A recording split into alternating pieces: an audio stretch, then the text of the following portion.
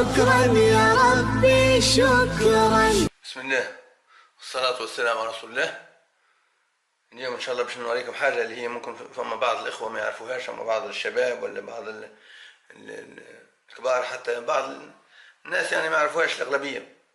هذه قطعة يعني تركب في الشمعة، تركب في البوجي هنا. القطعة هذه تركب في البوجي هنا في المكان هذا، عندها مفعول معين تعملوا. طبعا باش يعني نسألكم سؤال فقط يعني في الفيديو هذا، نسألكم القطعة هذه ايش اسمها، شنو اسمها، وعلاش يحطوا فيها في الشمعة هذه في البوجي، شنو مفعولها وشنو الغاية منها، ويعني يعني شنو التأثير على المحرك، وعلى إذا كان في محل في المحرك تأثر عليه ولا لا، ووقتاش يعملوها هذه القطعة هذه، وقتاش يعملوها في المحرك، وقتاش يركبوها مع الشمع، علاش عاملينها كي نقب صغيرين صفاي كيس صفاي، علاش يعني مربوطة بالشمعة هذه، ما تركب إلا مع الشمعة، ما عندها حتى مفعول من غير الشمعة، من غير ما تركب فيها البوجي ما عندها حتى مفعول. يعني عندها يعني مفعول معين في شيء معين. في هذا الفيديو إن شاء الله هو سؤال لبعض الأولاد اللي يتعلموا، والناس اللي يحبوا يتعلموا واللي يحبوا يعرفوا القطعة هذه، ويسألوني عليها عدة مرات بالتليفون، يقول لي راهو نحب نعمل ونعمل، ونحبكم تعطوني يعني فكرة عن الموضوع هذا، على القطعة هذه.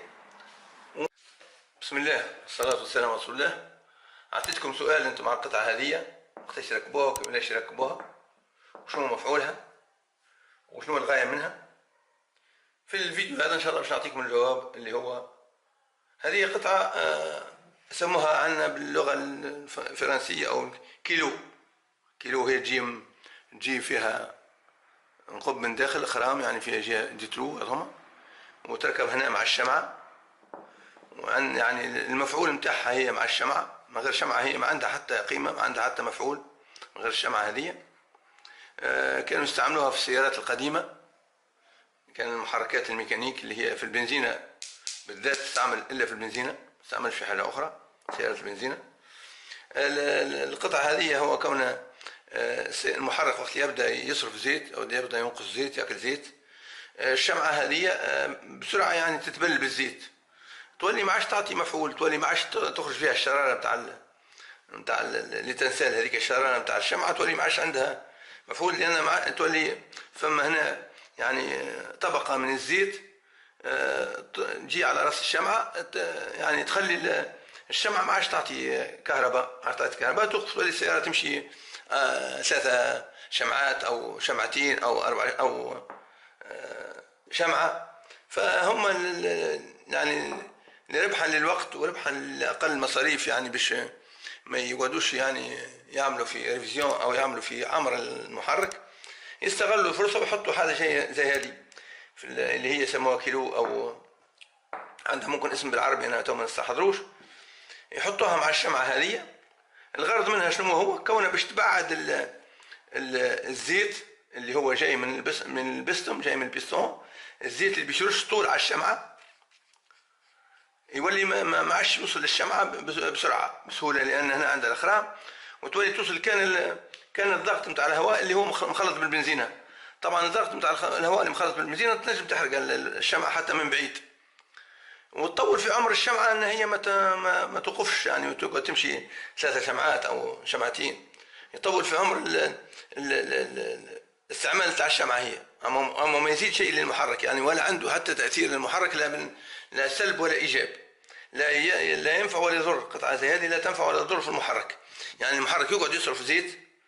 الغاية منها كون الشمعة هذه ما تتمسخش بسرعة، لأن تو صاحب السيارة اللي تبدأ عندها زيت، يعني السيارة تاكل زيت أو تستهلك زيت بكثرة، يولي مسكين كل أسبوع أو كل 10 أيام أو يومين 3 يغير الشمعة هذه، خاطر علاش تتبل، لين باش يعمل يبدل، يغير محرك، يبدل محرك، أو يعمل عمرة إذا كان المحرك نتاعو من السلع القديمة، يعني من السيارات القديمة إذا كان فما قطع غير أصلية.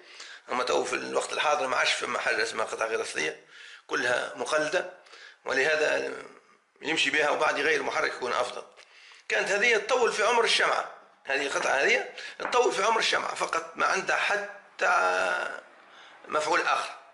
بدل بس الشمعة هذه باش صاحبها باش يغيرها كل أسبوع أو كل 10 أيام، يولي يغيرها كل شهر حسب صرف الزيت، حسب ماكلة الزيت، حسب استهلاك الزيت.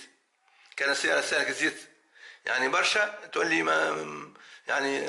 ما تاخذش مدة فترة كبيرة. كان تستهلك الزيت شوية تاخذ معها فترة كبيرة باش تتمسخ الشمعة هذه. هي كل مفعولها هي كونها تحمي الشمعة من الوسخ بتاع الزيت فقط لمدة أطول، إنما في النهاية تتمسخ. أما في الاستهلاك الزيت يبقى زي ما هو، ما فيش حتى تغيير لا سلب ولا إيجاب. هذه مفعول القطعة هذه، وأنا عرفتكم عليها وريتها لكم. هذه استعملها الإنسان اللي هو عنده ماكلة زيت خفيف وما عندوش توا وقت أو ما عندوش فلوس باش يغير محرك، ياخذ القطعة هذه من محل قطع غيار يبيعوها عادية، يسموها كيلو. عندنا احنا في تونس كيلو، يعني كانها وصلة ما بين الشمعة والتستات أو الكلاس يعني وش السلندر تبدأ وصلة. هذه ياخذها، وإذا كان عنده صرف زيت يعني وما عندوش وقت باش يكمل يعني يعمل محرك أو يبدل محرك، أو ما عندوش فلوس، أو باش يحاول يمشي بها مدة معينة أو مسافة معينة باش يكمل بها، مثلا يروح بها لبلادهم ولا غيرها، يستعمل القطعة هذه تعطيه فرصة باش السيارة تمشي مدة أطول والشمعة هذه تخدم ما تطفاش، لأن ما يوصلهاش الزيت بسرعة. يولي فما فاصل نتاع زيت هنا، ما عادش عندها وصول الزيت بسرعة باش توصل. هذه هي القطعة اللي هي هذا مفعولها، وهذه يعني شنو ليش يستعملوها. إن شاء الله تنفعكم، والسلام عليكم ورحمة الله وبركاته. شكرا يا ربي شكرا، شكرا يا ربي شكرا، شكرا يا ربي شكرا.